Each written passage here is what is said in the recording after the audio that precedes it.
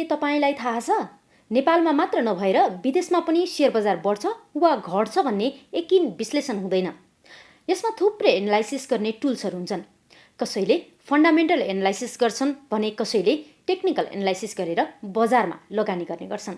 यी सबै विश्लेषणका आआफ्नै सिद्धान्त र आआफ्नै अड्कलबाजी हुने गर्छ। ग्लोबल आइबी बैंक, सबैका लागि बैंक। अड्कलबाजीका आधारमा हुने विश्लेषणले बजार बढ्ने वा घट्ने यकिन गर्न भने सक्दैन।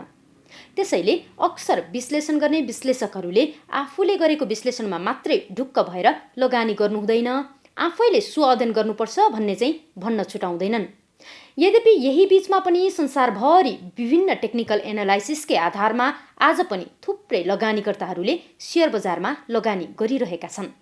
हामीले पनि यसपटक तपाईहरूमा पिभोट क्याल्कुलेसनले बजारको उतार चढावलाई कसरी क्याल्कुलेट गर्छ र यो साता त्यसले बजारलाई कसरी विश्लेषण गर्छ भन्ने जानकारी दिनेछौँ।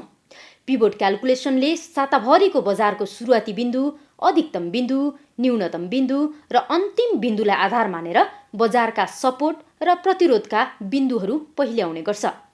यो साता पिभोट क्याल्कुलेसनलाई आधार मान्ने हो भने आइतबार 2654.35 अङ्कबाट सुरु भएको बजार बढेको खण्डमा पहिलो प्रतिरोध 2579 तिर देखिने सम्भावना छ भने दोस्रो प्रतिरोध 2705 र त्यसबाट पनि उकालो लागेको खण्डमा सूचकले 2769 मा तेस्रो प्रतिरोधको सामना गर्ने देखिन्छ। यता घटेको खण्डमा भने पिभोट क्याल्कुलेसनले पहिलो सपोर्ट 2615 मा पाउने देखिन्छ। उक्त सपोर्ट पनि भत्काएर सूचक तल झरेको खण्डमा भने नेप्सीले दोस्रो सपोर्ट 2576 मा र तेस्रो सपोर्ट 2512 मा पाउने देखिन्छ।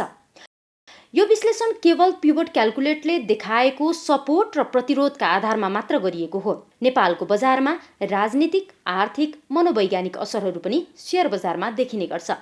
यसर्थ हामीले उक्त असरहरू सहित बजारको कारोबारमा देखिएको उतार चढावलाई आधार मानेर मात्रै लगानी गर्नुपर्ने हुन्छ। Nepalkhabar.com